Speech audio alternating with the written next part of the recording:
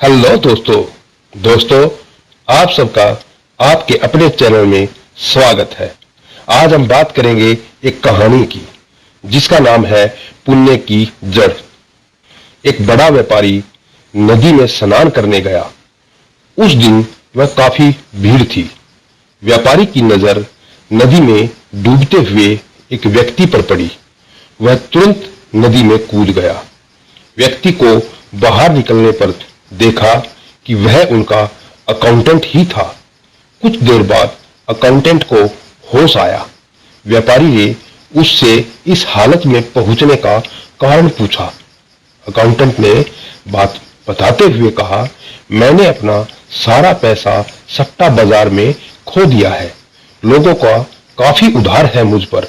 उन्हीं लोगों के डर से मैंने यह कदम उठाया है। व्यापारी ने अकाउंटेंट को सांत्वना दी। वह कहा, अब चिंता छोड़ो, भविष्य में कभी ऐसा काम मत करना, ईमानदारी से नौकरी करते रहो। अकाउंटेंट को नौकरी करते हुए 1 साल बीत गया। इस बीच व्यापारी को काफी लाभ हुआ। अकाउंटेंट की नीयत फिर खराब हो गई। एक दिन उसके बेटे का जन्मदिन था। उसने सबको खीर खिलाई। व्यापारी के लिए भी 1 कटोरा खीर लेकर वह उनके घर पहुंचा। व्यापारी व्यस्त था। उसे कटोरा मेज पर रखने को कह दिया।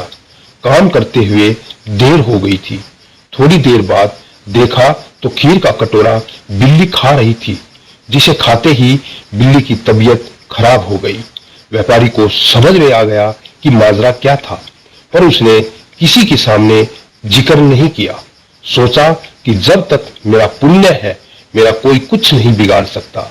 अगले दिन अकाउंटेंट ने जब व्यापारी को देखा तो वो सकपका गया। व्यापारी ने फिर भी कुछ जाहिर नहीं किया। अकाउंटेंट को लगा कि व्यापारी को कुछ भी पता नहीं चला है। वह फिर व्यापारी का धन हड़पने के बारे में सोचने लगा। एक दिन व्यापारी को कहीं जाना था। उसने अकाउंटेंट को मोटी रकम साथ लेकर चलने को कहा।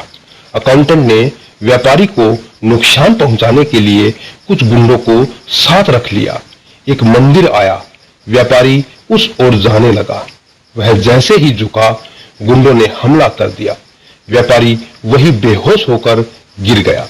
अकाउंटेंट जैसे ही धन लेकर भागने लगा तो गुंडों की नीयत बिगड़ गई। उन्होंने धन छीनकर उसे नदी में धकेल दिया। व्यापारी को जब होश आया तो सामने अकाउंटेंट को डूबते हुए देखा। अपने दयालु स्वभाव के अनुसार सेठ ने फिर अकाउंटेंट को बचा लिया।